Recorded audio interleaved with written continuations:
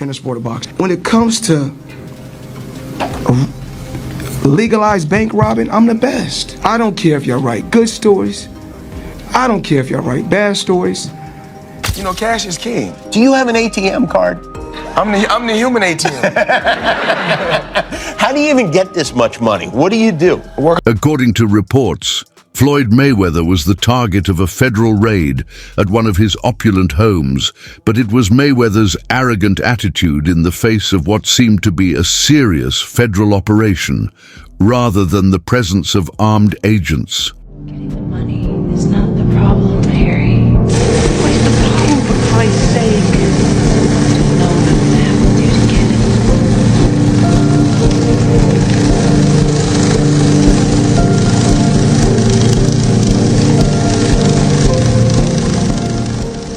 Or the sealed warrants that really shocked the media.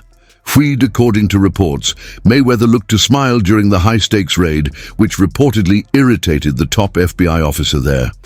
He apparently appeared unconcerned by the FBI's presence. As emotions increased, the unbeaten boxing champion and the country's top investigative team engaged in a verbal sparring match.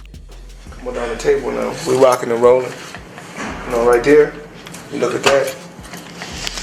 That's right there. No, they mad because I'm flashy, I'm flamboyant. See, we count the paper on the table and get things right where niggas be. Things in perspective. So, right now, that's 1, 2, 3, 4. That's 500,000 right there. 1, 2, 3, 4. That's 5. That's 6. According to insiders and leaked footage from the scene, the FBI descended on Mayweather's Las Vegas estate, allegedly backed by armored vehicles and federal agents in tactical gear. The operation was conducted under a sealed warrant, suggesting the investigation had been building quietly for months, if not years. Sources close to the investigation alleged that the raid was part of a broader probe into financial misconduct, possible tax evasion, and undisclosed offshore accounts linked to Mayweather's multi-million-dollar business empire. During the recent FBI raid on Floyd Mayweather's mansion, federal agents reportedly uncovered large stacks of cash and several confidential documents that allegedly link the boxing icon to multiple financial fraud schemes.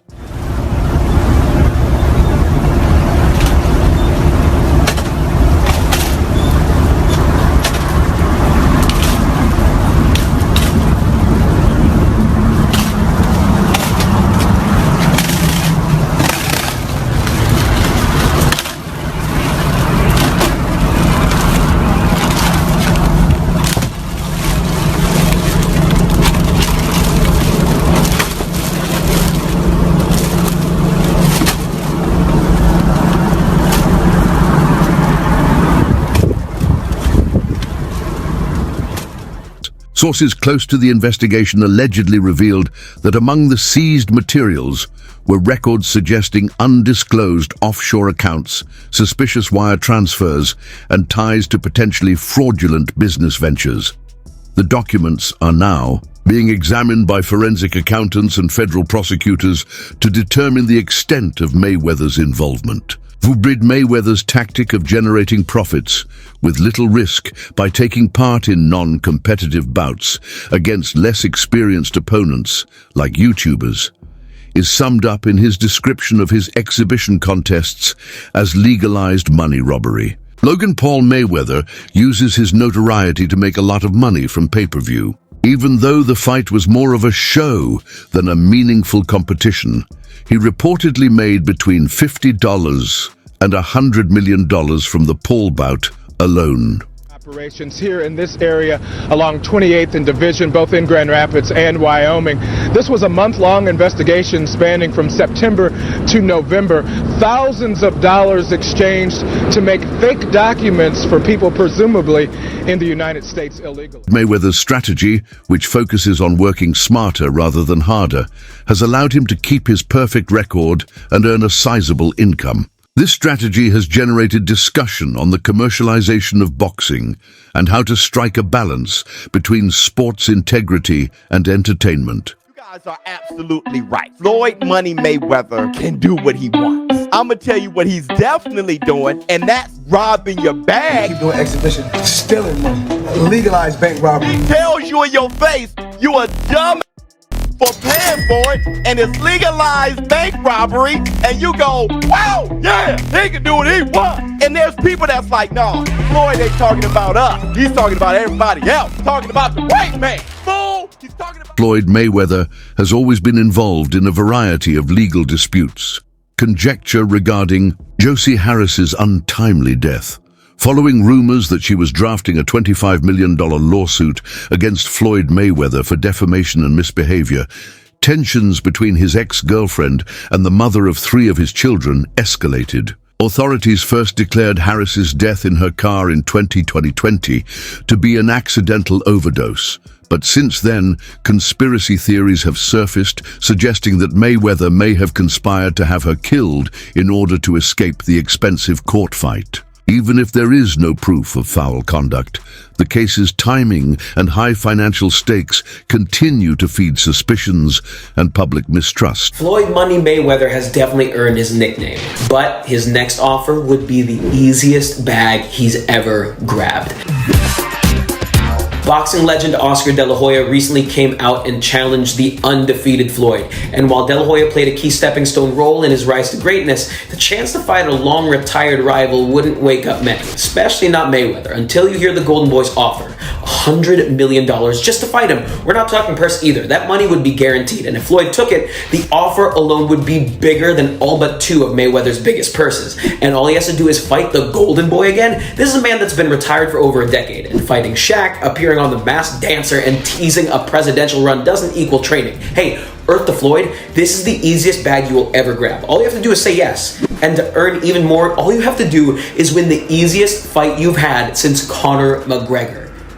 According to reports, a $42 million real estate fraud probe is connected to the recent FBI raid on Floyd Mayweather's property. Through his company, Veta Properties, Mayweather had said that he had acquired a portfolio of 62 rental apartment buildings in Upper Manhattan. However, according to New York City property records, none of these structures had changed ownership, raising questions about the validity of the transaction.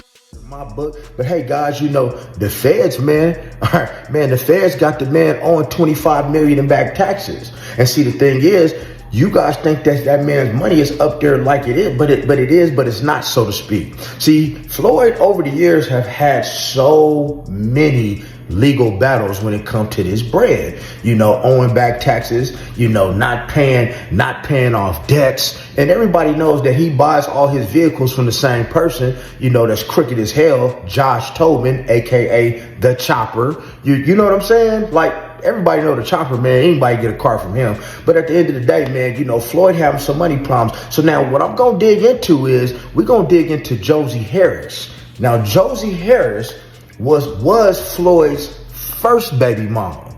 Josie Harris, man, was the mother of 3 of his kids. Making things even more complicated. A Veta Properties official introduced a man posing as Mayweather's well-known acquaintance, James McNair. This individual's voice significantly deviated from earlier recordings of McNair when asked about the agreement, casting doubt on the veracity of the portrayal. These discrepancies have raised questions about whether the stated acquisition was inflated or misrepresented in order to improve Mayweather's company reputation or draw in investors.